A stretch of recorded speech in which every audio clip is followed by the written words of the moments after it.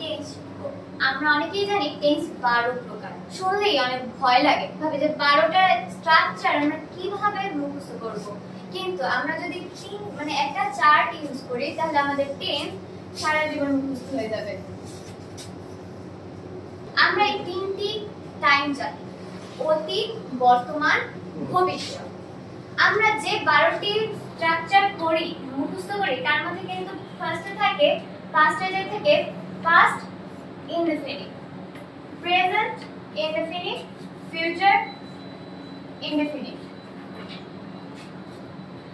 তো আমরা এই ইনডেফিনিটটা মনে রাখার তিনটা ধাপ মুখস্থ করতে পারি। মুখস্থ না, একবার দেখলেই বুঝতে পারবো। এই পাস্ট ইনডেফিনিট হলো একটা কাজ যে অতীতে সম্পূর্ণ হয়েছে, অতীতে সম্পূর্ণ হলে এটাকে পাস্ট ইনডেফিনিট বলে। আর প্রেজেন্ট ইনডেফিনিটে যেটা হয়েছে, বর্তমানে হয়, বর্তমানে হচ্ছে, হয় হয় হচ্ছে না হয়। ফিউচারে যেটা হবে, ফিউচারে যেটা সম্পূর্ণ হবে সেটা হলো future tense, future indefinite tense. তারপর আছে কি কন্টিনিউয়াস, যেটা অতীতে চলমান ছিল সেটা হলো পাস্ট কন্টিনিউয়াস।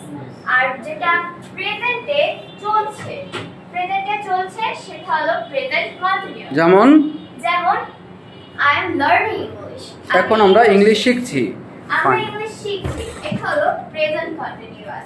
আর এটা যদি আমাদের ভবিষ্যতে হয় যাবে যেটা শিখতে থাকবো, শিখতে থাকবো। এখন খুব ইন্টারেস্টিং একটা বিষয় আছে, আমরা অনেকেই পারফেক্ট জিনিসটা মনে রাখতে চাই না, যেমন past perfect, present perfect, future perfect. এটা মনে রাখার একটা কৌশল হলো পাস্টের ক্ষেত্রে আমরা মনে রাখতে পারি যে পাস্টের ক্ষেত্রে দুইটি ধাপ থাকবে, যেটা প্রথমে সম্পূর্ণ হবে সেটা হলো পাস্ট পারফেক্ট। কিন্তু প্রেজেন্টের ক্ষেত্রে হলো যেটা অতীত থেকে হয়ে আসছে, মানে হয়ে এখানে স্টপ হয়ে গেছে, মানে বর্তমানে সে স্টপ, ফাইন, সেটা হলো প্রেজেন্ট পারফেক্ট।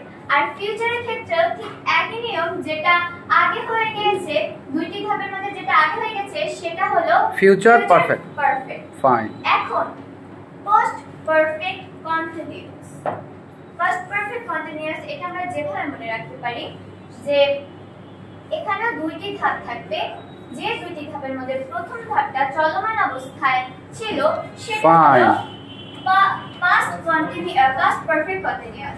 আর প্রেজেন্টের ক্ষেত্রে হলো অতীত থেকে চলে এখনো এটা চলছে, এখনো এটা চলছে, সেটা হলো প্রেজেন্ট পারফেক্ট কন্টিনিউয়াস। আর ফিউচারের ক্ষেত্রে একই রুল, যেটা কিনা দুইটি ধাপ রয়েছে এবং যেটা আগে সম্পূর্ণ হবে এবং চলমান অবস্থায় থাকবে সেটা হলো ফিউচার পারফেক্ট কন্টিনিউয়াস।